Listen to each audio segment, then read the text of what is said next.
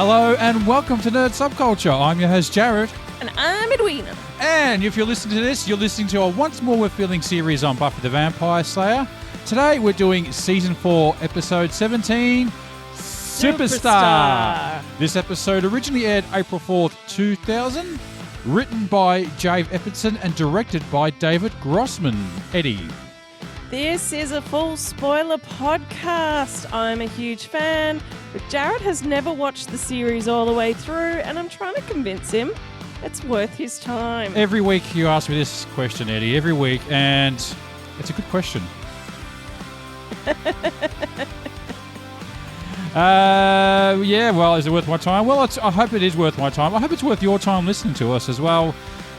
So, Eddie, what was it like rewatching this episode for you? Fan favourite? I don't really know about that, but this is one of those episodes that makes you feel like you've missed an episode. It kind of does jump into it a little bit. Like, oh wait, did something happen last week? Because you kind of plunged into the like it is just the wish fulfillment trope, which they've used a million times on this show already. But normally in those situations, you see it happen. You know what's going on, but no one on the show knows what's going on, and they've got to work it out. So they kept the audience in the dark this time. So a little different. Yeah, so there's no explanation, and you just sort of plunged into it, and it comes across as a practical joke on the audience. And if you look at the date that it was released, what was it, April 4th? April 4th. Yeah, so it's around about April Fool's Day. Yeah. And funnily enough, something that happens on April Fool's Day every year now is that Twitter, Instagram, and Facebook all become inundated with Johnathon Day posts, like hashtag Johnathon Day. Oh, really? Yep. All the Facebook groups change their pages to all Johnathon stuff. In honour of this episode. Just because this episode felt like a practical joke.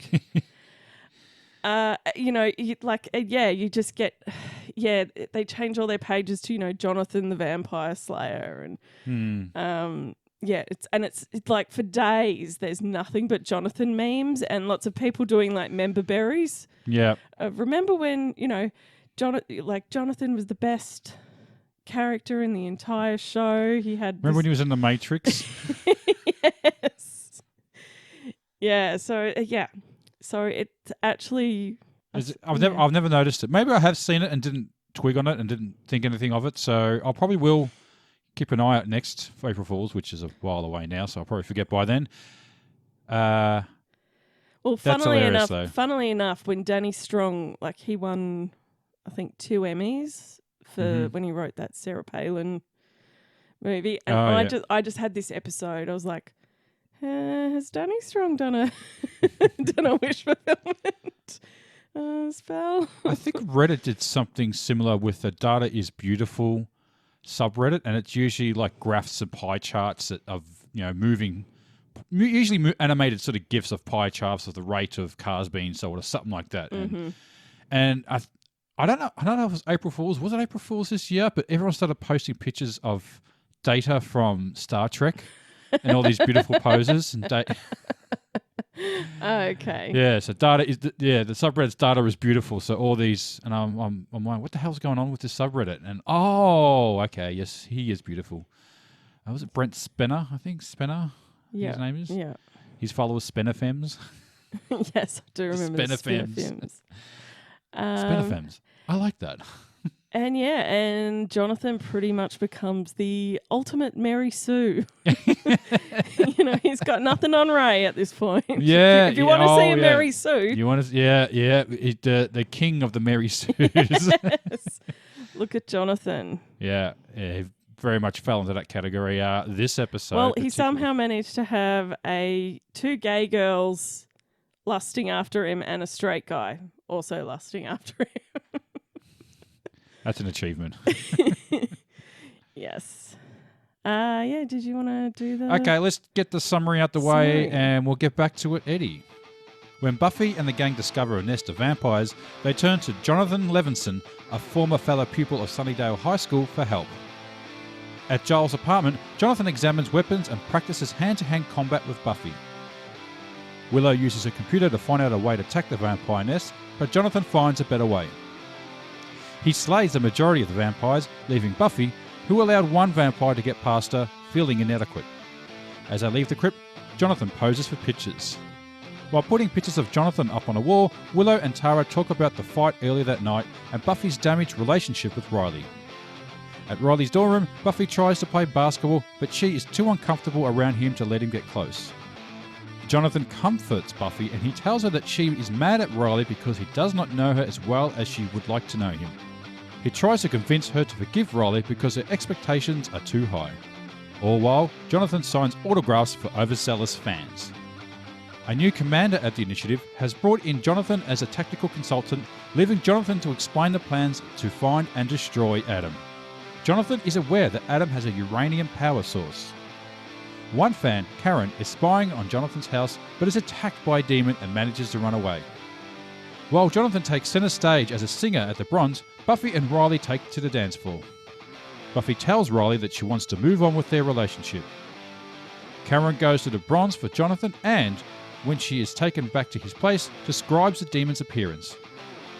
Johnathon acts strangely when she draws a symbol she saw on the demon, which he dismisses as a harmless monster. Buffy seems unsure of Johnathon's dismissive response. Adam realizes something is wrong with the world and that Johnathon is not supposed to be popular. When two blonde girls call for Johnathon to come to bed, he drops his robes to reveal a symbol on his shoulder that matches the symbol Karen drew. On Tara's way to her dorm room, the demon attacks her. She chants a spell and escapes with her life. The next morning, Tara identifies the demon by the symbol on its head, and Buffy has even more reason to question Johnathon. Buffy stops by Xander's house and finds Anya and plenty of other things on Johnathon. Buffy questions how Johnathon could be so perfect. He is credited for all the great things that have happened in the world, starring in the Matrix, inventing the internet, and so on. Following Buffy's lead at Riley's encouragement, they look at Johnathon's swimsuit calendar to see the monster's mark on Johnathon's shoulder. Johnathon arrives and explains that he has a history with the monster, and every time he faces it, he's overcome by confusion. Buffy and Johnathon get information on the demon's location from Spike.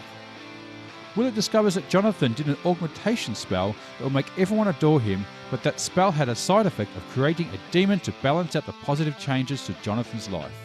If the demon is destroyed, the spell is reversed.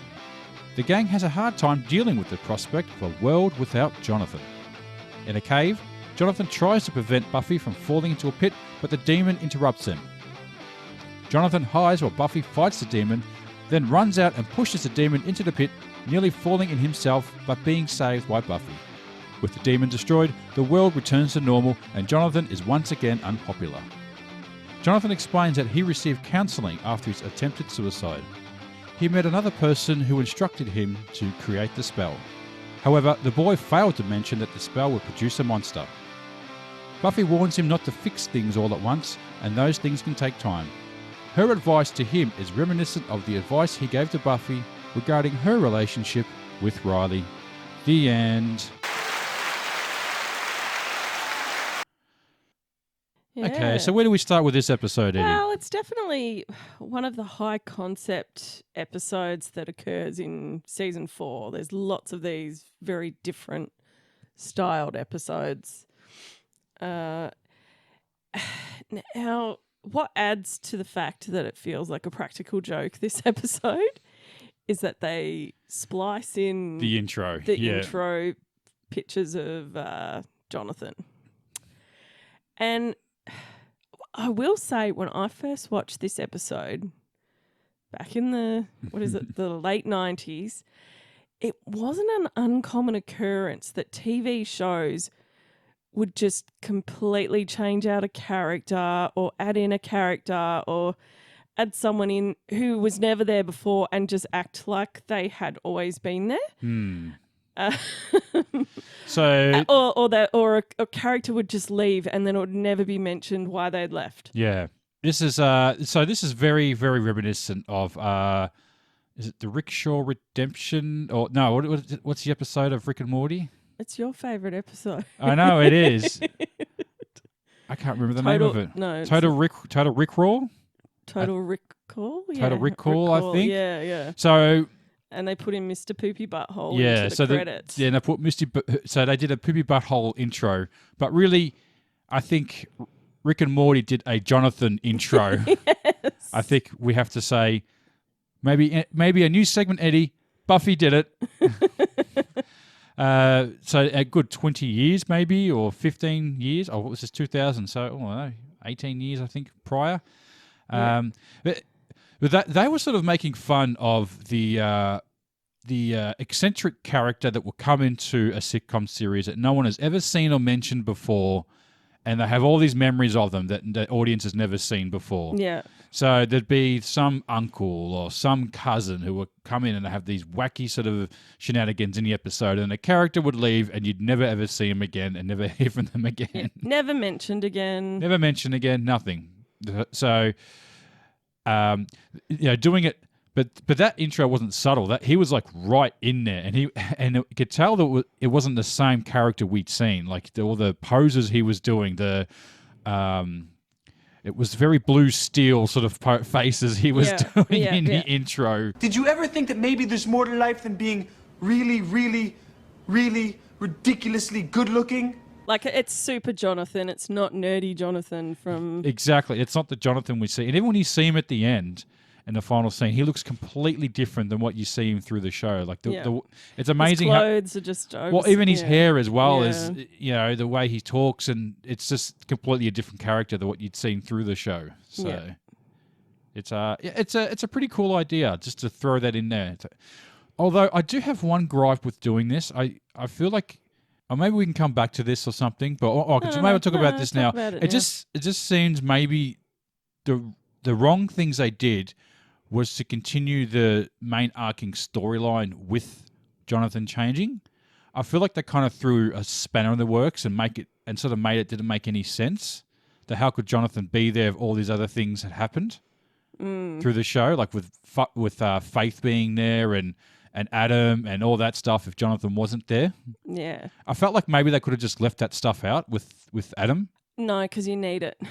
Well, he is the person who breaks the law saying, hey, this is all bullshit. But No. Yeah, so you need that Adam stuff, but that where when he goes into the initiative and does the little speech about the power core. Yeah. And that's a way to defeat him. That's actually how Buffy defeats him. Yeah, but he probably didn't need to say that, though. They could have found that out another way. Yeah, true. So I think the whole concept of this episode is actually just to do a light-hearted episode, because we've had sort of these back-to-back double episodes. One that very intense. One that sort of tornadoed in all the exposition for the arc.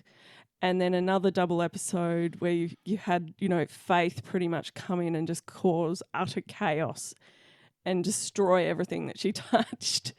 Yeah. And that, went on to, another 2 episodes of Angel. But yeah, you had to have this episode to kind of do a light-hearted, not so heavy on your themes. Yeah, true, yeah. To kind of also let Buffy and Riley deal with their issues, because that's pretty much all she does. All they really do in this episode is, it is kind of an issue later on. Riley talks to Johnathon about their issues, and Buffy talks to Johnathon about their issues, but they don't talk to each other. Yeah, I didn't notice that. They never really work that out, and it does. Their communication issues do become a problem down the track. Not necessarily to do with this episode. Yeah, but yeah. So are you saying, getting back to him figuring out Adam's weakness, is it almost he used his powers for good a little bit in some way? I don't think he ever... He honestly, I think he was just a really lonely, picked on... I'm not saying that. I'm saying the fact that he did this change, and it does create an outcome. Like, there is a positive from it. The fact that he discovered his weakness. I mean, they could have worked that out maybe later, but he did, for all intents and purposes, he worked it out first, I'm guessing. Well, I think Johnathon didn't, like, he's gone into this, like, this spell. He could have been anywhere. He could have done anything. And what he chose is that he didn't just want to appear to be the hero. He actually wanted to be a hero. Yeah.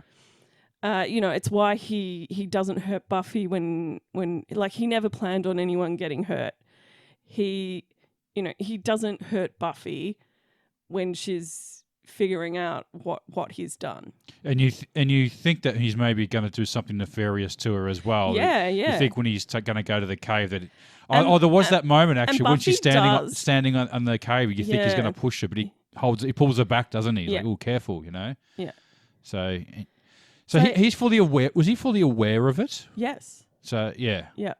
Also, I think he really just wanted to be part of their group. Can I play with you guys? Yeah. They do have that little inner circle that's very, very hard to crack, pretty much. And, Johnathon becoming the main character in the story when he's at best being a reoccurring extra.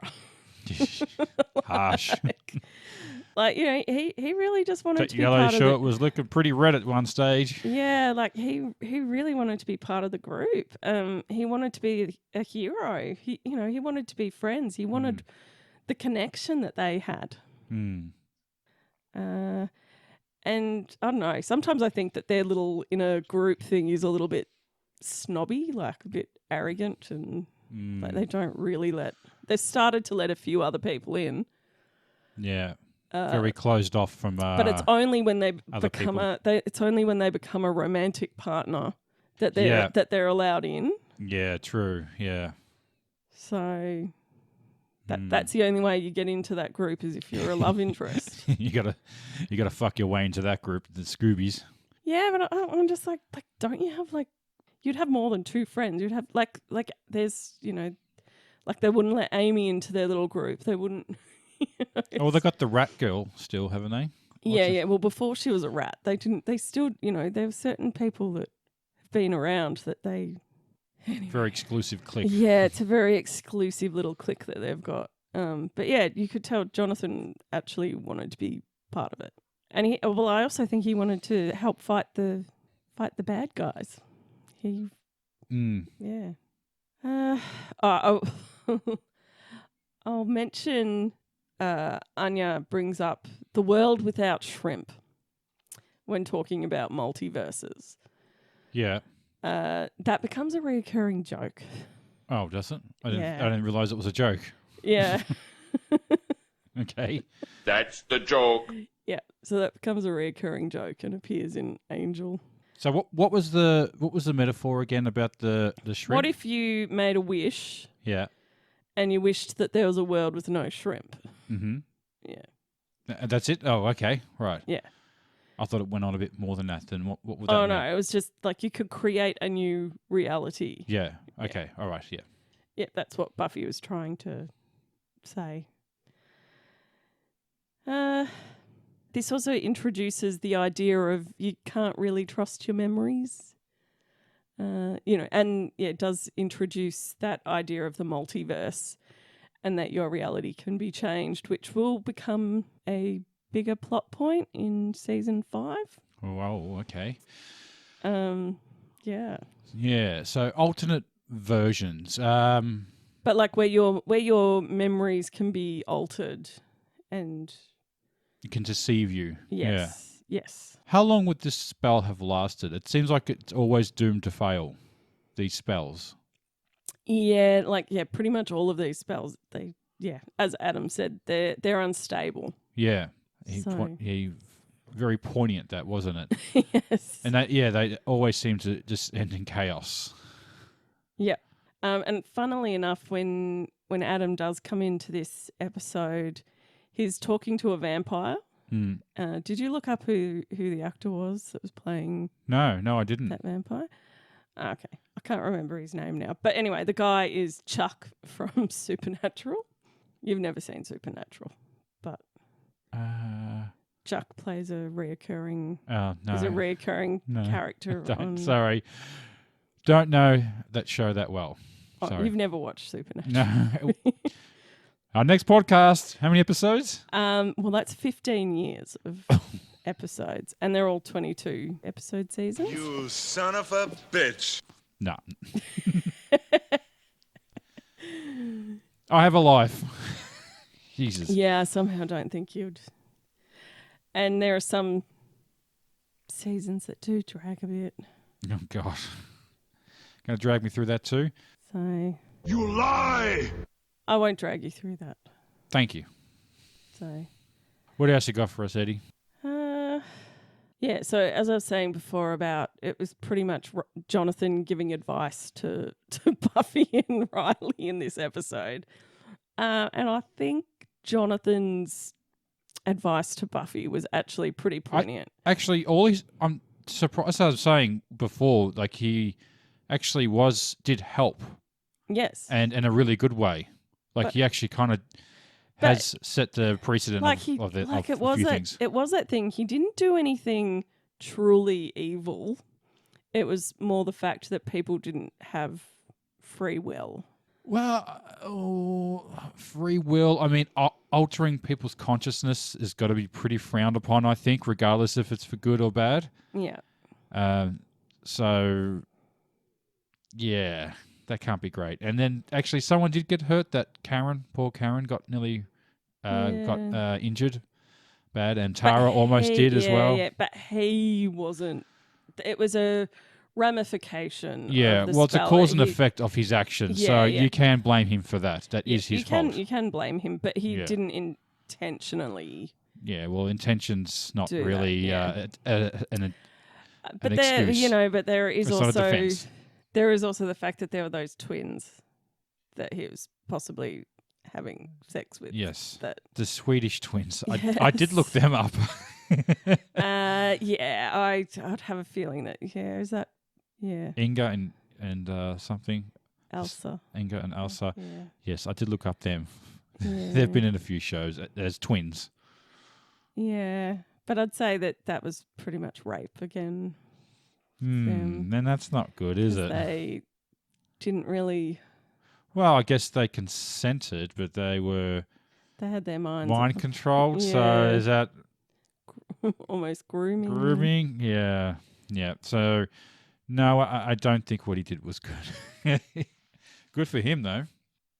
But on the plus side, it looks like he actually made some progress. He was trying to do good, but it wasn't necessarily a good thing.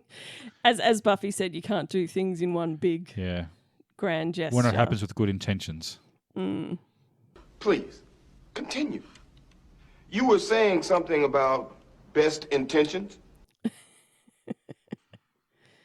Yeah. But yeah, his advice to Buffy was, you have this amazing connection with him, and then at the one moment when it matters the most, he looks into your eyes and he doesn't even see that it's not you looking back. And Buffy, if there's any part of you that's blaming Riley for what happened, it seems like there's a part of you that needs to forgive him. Yeah. Round of applause for that. That was very nice. So it was actually about the fact that he wasn't intuitive enough to notice that it wasn't her in her body. Jesus. I mean, Jesus I think he's still Christ. being a bit harsh on him, though. But Yeah. Anyway. Yeah. Oh, he should have known. He should have realised. God. Should have known. Yeah. Yeah, because he's totally aware of body swapping. I think what they have to do is that military thing, the word of the day is banana or something, so they know. Check in each day. Yeah, checking each day. To see whether you've been body swapped. Yeah. What's today's word? Hakuna Matata. The safety word. And I will give props to the set designer in this episode, because this is one of those episodes where if you look in the background, it's amazing what you'll find. Now, I was reading about the actor. What's the actor's name again? Danny Strong. Danny Strong. And apparently they got him in one day and he did all these shoots and stuff. He had no idea what was going on. He figured that maybe his character was going to have a little more screen time.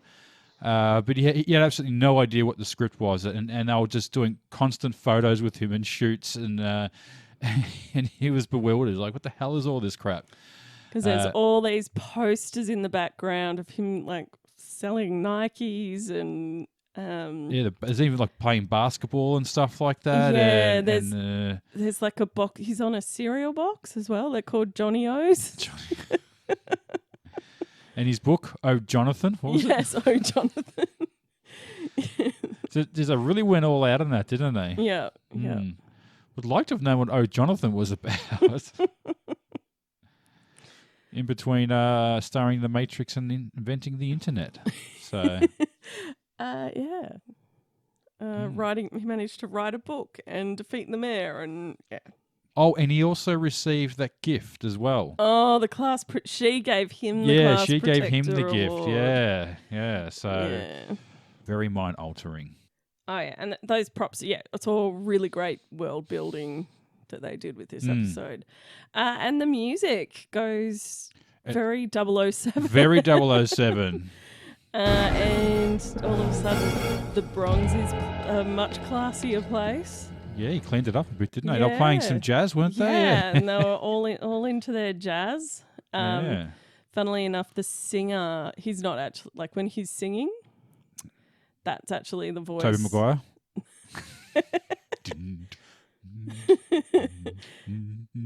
Not quite. It's actually the voice of Tucker, the one who did the singing voice for Aladdin. Remember when there was the prom episode? Oh, with Tucker. I can't remember Tucker. Tucker. No. With the hellhounds. There you were, but going on before about how. Hang on. I have such a great memory. The prom. What happened in the prom episode? What was the prom episode? Tucker made hellhounds, and these hellhounds went and attacked. Yeah. I just can't remember Tucker. Tucker. Sorry. It was the guy who was controlling the hellhounds. Yeah.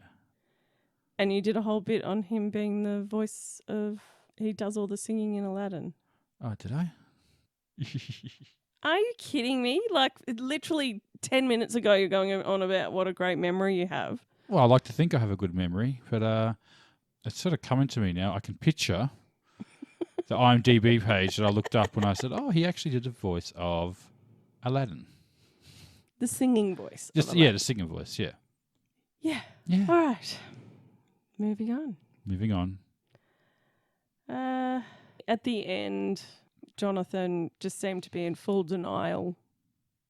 He didn't really think he had done anything wrong. Yeah, it didn't. Yeah, it seemed like he wasn't really accept the responsibility or consequences for what he did. Yeah. So he just sort of writ it off as like, I was trying to do the right thing and just want you to like me. And yeah. And he's like, everybody hates me or they've forgotten. To be honest, it's probably a good thing everyone's forgotten. So, yeah, you think the initiative might be after him or something, if they remember, considering they had him like in the initiative in their secret base. So they might think, we might need to track that guy down and take care of him. Yeah. So I'm pretty sure you haven't seen this episode, but had you seen this episode? No. Yeah. No. You got to ask. That's fair enough. Okay. And did you go down a rabbit hole? I did. So apparently Al Gore did not invent the internet. Well, So the comment about Johnathon inventing the internet may have been a reference to the fact that people seem to think Al Gore claimed to have invented the internet. I'd never heard of this before. I've never heard of this before. No. But apparently that's... I'm pretty sure it was like 3 different universities. Well, no one really... It's funny, when you say who invented the internet, it's kind of like saying who invented the wheel. Like, it's not really... It's an evolution of different things that have become what it is. And different people have invented different components of it as it's come to, like the... cars and stuff. Exactly. I know one component. It was just between like university campuses were using it. Yeah, to communicate between two universities, and that crashed. It didn't work, but the idea was there of creating a node. So apparently it has been an urban myth, or people seem to believe that Al Gore had said this though, had claimed that he invented the internet. I'm not saying Al Gore says that he does, but people claim that he says that he does. Okay. So does that make any sense? Yeah, again, People think that Al Gore thinks that he made the internet. Yeah, as you said, no one person invented the internet. I know. However, there is a quote from him that I think has just been a little misunderstood, that possibly where that came from. And the quote was, during my service in the United States Congress, I took the initiative in creating the internet. I took the initiative in moving forward with a whole range of initiatives that have proven to be important to our country's economic growth and environmental protection improvements in our educational system. So he said created the internet. Is what he said but when in the you interview. but that sounded like he put in place some initiatives to grow the internet. Yeah, I think and to implement it into schools and stuff like that, and the systems for it. I didn't read into that because he's a fucking politician, so all he would have done was just pencil pushed some things together. Just written just written some legislations around it. But I think people have misinterpreted it as thinking he claimed it, and as a way of a derogatory term to say, "Oh, Al Gore's such an idiot. He thinks he created the internet." You know what I mean? I think it's used in that way. Okay. He's not walking around saying it. Oh, his supporters aren't claiming that Al Gore's so awesome he invented the internet. I think it's... Or he put some money into it being developed. He made sure it got some development funding, for it, yeah. It got some funding from the government. Yeah, exactly, yeah. That's... Look, I'm not sure, but... How does someone take that as... I suppose it's a misunderstanding. Well, it would be something like the InfoWar guys would say that, oh, look at Al Gore, he thinks he made the internet, what a buffoon, I think it's... Taking things too literal. Yeah, I think that's why, but I think it's something his critics would say about him as a way of mocking him, of how smug this guy thinks he's so great, he invented the internet. So I think it's in that sense of it being used. So... I'll just mock him for Man Bear Pig. Oh, he came back, Man Bear Pig. There is something out there which threatens our very existence and may be the end to the human race as we know it. I'm talking, of course, about Man Bear Pig. But it just got me thinking about the internet. I mean, internet is just so part of our lives. And in its infancy, it was so cool and underground. Like, you didn't have... All the companies, all big companies now are basically internet companies. All the biggest companies are around internet, whether it's Twitter or Netflix, But these companies didn't exist 20 years ago, but the internet did. So what did we do? Well, we shared a lot of files, and it got me thinking about old eDonkey and eMule. Remember those peer-to-peer file sharing places you used to use? And but it was like you searched within the program. And then it sort of become torrents, and you could download a torrent to peer-to-peer. But now you don't even need to do that. There's like all these dodgy streaming sites where you can watch pretty much anything you want now. And it was funny, like with Pirate Bay, and they used to post all the threatening letters they would get from big companies, Microsoft and Sony, to take down their site, and they would constantly respond with, please go sodomize yourself with a retractable baton. We come from the land of Vikings and blonde girls. Yeah, but I remember getting those emails back in the day. Well, we got one recently. Remember the Dallas Buyers Club thing? Remember that? Oh, that was a while back. Yeah, remember a lot of people got emails for downloading that? You don't want to know, yeah, the weird thing was I don't think I even downloaded it. No, we did, yeah. Did we? Oh, I swear I watched it on Netflix. It was before Netflix. Was it? Yeah, I'm pretty sure before we had Netflix. No, we've had Netflix a long time.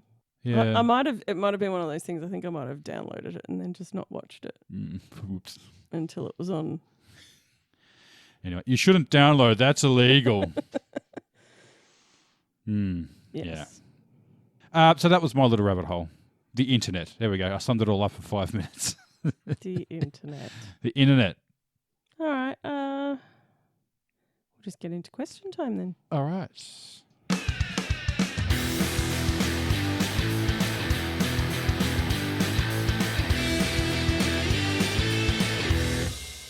Answer the question. Which character was your favourite in this episode, Jarrod? Super Johnathon. Super Johnathon? Yeah, I like Super Johnathon. Yeah? Yeah. Yeah, I'm going to go with Buffy for this one. Okay. There's not too many episodes where I'll go Buffy as Really? I'm sure there's several, but anyway. If you've noticed, I've very rarely gone Buffy as a favourite Okay, character. all right. Yeah. Which character do you love to hate in this episode? Karen. Fucking Karen. Karen. Yeah.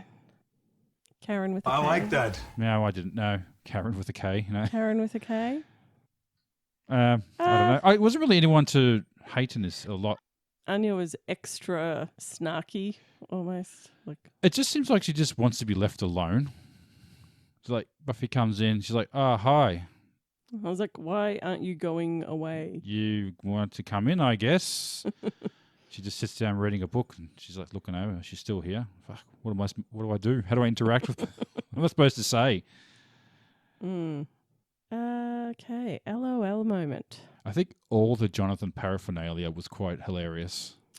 Just the constant. It was just everywhere, and yeah. Everyone was into it. Even Riley took down his poster of balls and put a Johnathon poster up there. Yeah. Which nicely aligned with his basket too. I have to imagine. I have to admit. Yeah, it was quite nicely set up. Yeah.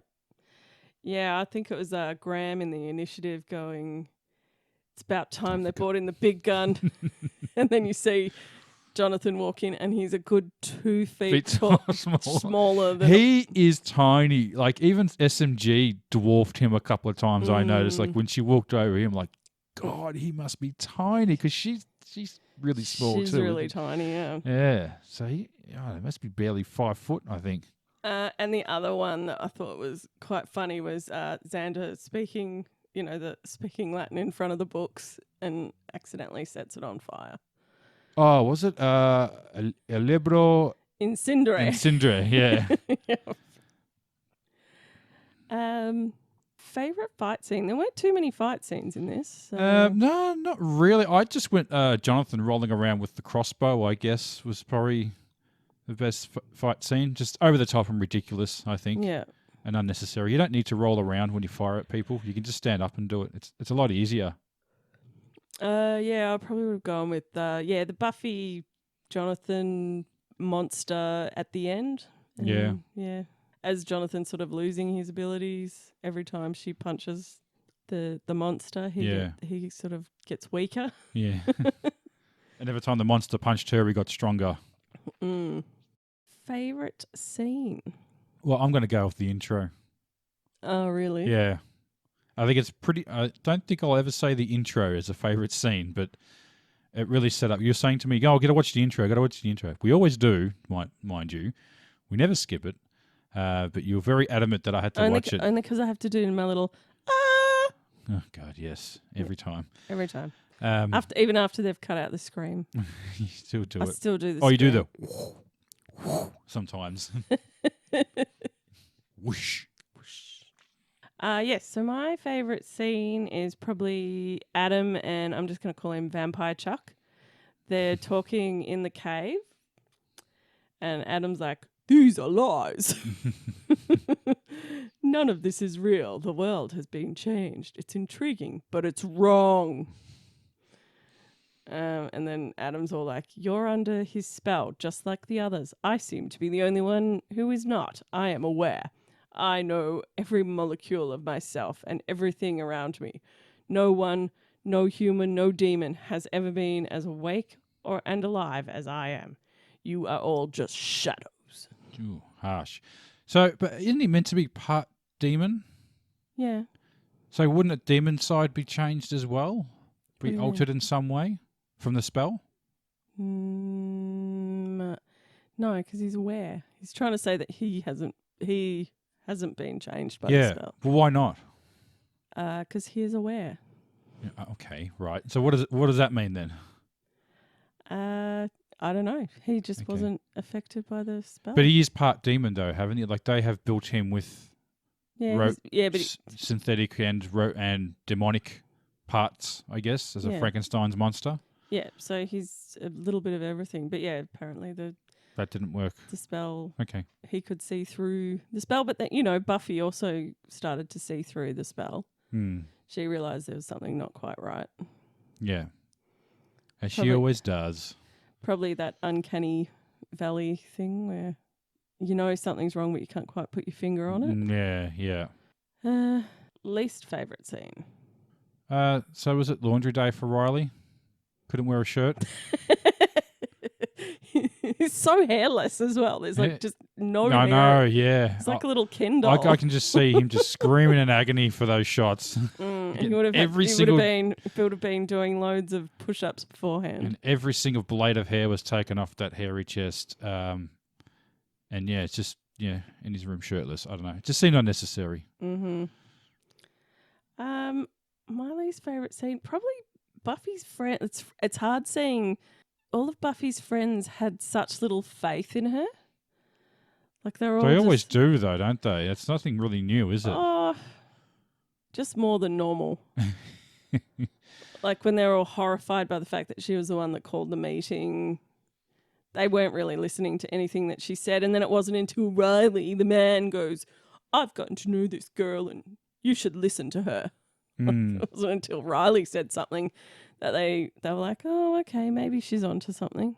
Yeah, I noticed that too. It's not until Riley, supported her. You go, girl. I believe in you. Go get him. Go get him, Tiger. Yeah. All right. Yeah. Just a little bit of misogyny thrown in there for. Yeah. Well, that's everyone doing that, but they always do that with her anyway. They always question her. It seems to happen a lot. That's like questioning someone is one thing, but they had no faith in her whatsoever. They were pretty much like, "Oh, you're crazy." And what was the episode when they had the party at her house? After she that was different because she had just run off and hadn't been in contact with anyone. Like she'd done something pretty. Yeah, it seemed like no one was very supportive of her then. Yeah, but it was also, I think the other time where it was also really infuriating is I think the episode Ted. Yeah, with her mum not believing her. Yeah. But her friends didn't believe her either. Yes, and them too. Yeah. Like another situation where no one believed what she was saying. Anyway, favorite quote. So mine comes from Giles. I think we're going to have the same one. I think you have the same one. So Buffy says to Giles, do you have a Johnathon swimsuit calendar? He says, no. Pauses. Yes, it was a gift. Mine is also a Giles one, and it's the Xander, don't speak Latin in front of the books. Il libro incente. And who gets the wooden spoon? Well, I actually wrote Giles or everyone. I think maybe the Scoobs should get the wooden spoon. I went with Johnathon because before you do big world-changing spells, maybe read the fine print on the consequences. Yeah, but it seems like these spells wouldn't exist if people cared about the consequences. It's a double-edged sword, and as Adam had said earlier, they're unstable and they're doomed to fail. And every time we see the grand scheme ones, they've all failed. So everyone thinks this time I'll do it properly. So yeah. So again, how did he cast it? We never find out how he cast that spell. It's just all off screen. No. Has he shown any interest into the occults or anything like that? Like for a beginner, that seems like a pretty big spell to cast. No. Or is it really just that easy? Maybe it's really just that easy. Yeah. Well, I suppose you can set a book on fire just by saying 2 words. So the fact that you can just throw some salt around and... Well, it looked like he must have had to have carved that symbol into his skin. It was on his back though, wasn't it? Yeah. Oh. So perhaps he had some help. Oh, okay. Ooh. Ah, yeah. Yeah. Think about it. Yeah, you're right. Maybe he met a possible trio person. 3 people? No, I don't know. Oops, I've said too much. Too much. All right. Who's the MVP of I this just said episode? Johnathon. Jonathan? Well, he came good in the end and he didn't really hurt people that bad. Yeah, I went Buffy because it is that weird It's just thing. always Buffy, isn't it? Well, she does actually work out that there's Yeah, something I know. wrong. Like she does get that uncanny valley where she Yeah, can't. yeah. She knows something's wrong, but she can't put her finger on it. Yeah, no, it's Buffy. I just don't want to say Buffy every time, but In this case, and it's this guy, I Buffy. went for the complete opposite person, the person you picked as wooden spoon. But yeah, Well, you're right. It's Buffy. but yeah, but again, like he was trying to. He wanted to be a part of their group. He wanted to be around them. Like he did that big spell, but he could have gone anywhere in the world. He could have been anywhere. Hmm. And he chose to be around Buffy, who, you know, probably wasn't a great idea because Buffy is, you know, a highly intuitive slayer that kind of ends up working this sort of stuff out. Kind of like kidnapping a precious bat and then hiring Ace Ventura to find who took it. Alrighty then. Yep. What do you rate this episode out of 10? I gave it 5 copies of Oh Johnathon. I gave it 7 out of 10 Johnathon swimsuit calendars. Oh. Want to trade? Yeah. Or was it a gift? It's a gift. Yeah, that's... I know, it's been weird because we've done 2 double episodes. I know, yeah. Big episodes we've done. We did a movie episode, so we've been pretty busy with life trying to catch up with these episodes because we've been lagging a little bit. So, yeah, making up for time. Yeah. Yeah. So, got life stuff going on. Live stuff's going on, yes. So, do you want to wrap this up? Is there anything else you wanted to add, Eddie? I'm just ready to push it. You want to push it? You go. Okay. Yep. Well, I hope you've enjoyed listening to us tonight. We are Nerd Subculture. My name is Jarrod. I'm Edwina. And you can hit us on the internet, Eddie. Yeah, you can find us on TikTok, Twitter, Instagram. There is a Facebook group. And you can email us at nerdsubculture@gmail.com. And if you want to help support the podcast, please follow the link tree on the socials to our merch store. Yes. So, yeah, shout us a like, a comment, anything you want us to share. So, all right. Catch you later. See you next time. Bye. Grr.